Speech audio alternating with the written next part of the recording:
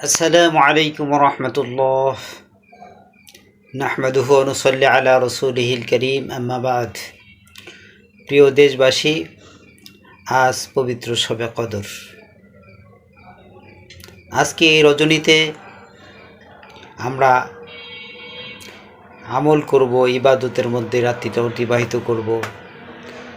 তাহলেই তো আমাদের আমল নামার মধ্যে 1000 মাস ইবাদতের সব আল্লাহ পাক দান করবেন। তো এই রাত্রিতে কিছু গুরুত্বপূর্ণ আমল করব, ফজিলতপূর্ণ। তার মধ্যে একটা আমল হলো সালাতুত তাসবিহ নামাজ। সালাতুত তাসবিহ নামাজ এমনই আমল, যে আমলটি করলে আল্লাহ রাব্বুল আলামিন তার অতীত জীবনের সগীরা কবিরা, শিরকি বিদাতি, জানা অজানা, ইচ্ছাকৃত অনিচ্ছাকৃত সমস্ত গুনাহ মাফ করে দেন। এই জন্য নামাজের নিয়মটা আমি বলে দেব ইনশাআল্লাহ।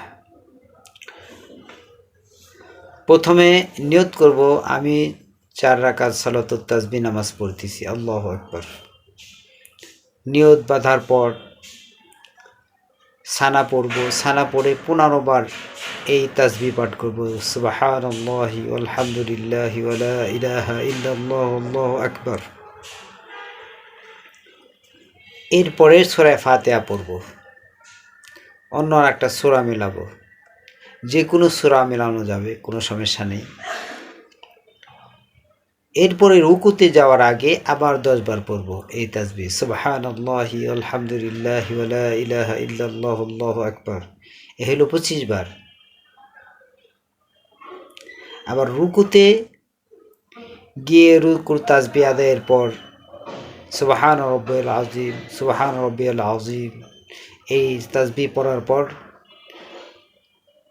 10 বার। আবার রুকু হইতে সোজা হয়ে দাঁড়িয়ে রব্বানা লাকাল হামদ এই তাসবিহ পড়ার পরে 10 বার।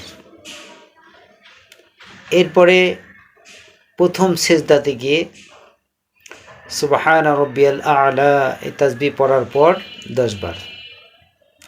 2 সেজদার মাঝখানে আবার 10 বার। দ্বিতীয় সেজদায় 10 বার। এই সর্বমোট 75 বার হলো। এইরকমভাবে 4 রাকাত নামাজে 300 বার এই তাসবিহ পড়তে হবে। তাহলে আল্লাহ রাব্বুল আলামিন সালাতুত তাসবিহ নামাজ পড়ার সওয়াব আল্লাহ পাক দান করবেন। আল্লাহ রাসূল বলছেন, কেউ যদি পারো প্রতিদিন এই নামাজ একবার পড়ো, যদি তাও সম্ভব না হয় সপ্তাহে একবার পড়ো, তাও যদি না হয় মাসে একবার পড়ো, তাও যদি তোমার সম্ভব না হয় বছরে একবার পড়ো, আর তা না হলে কমপক্ষে জীবনে একবার পড়ে রাখো, কাজে আসবে। আল্লাহ পাক আমাদের সবাইকে এই নামাজটি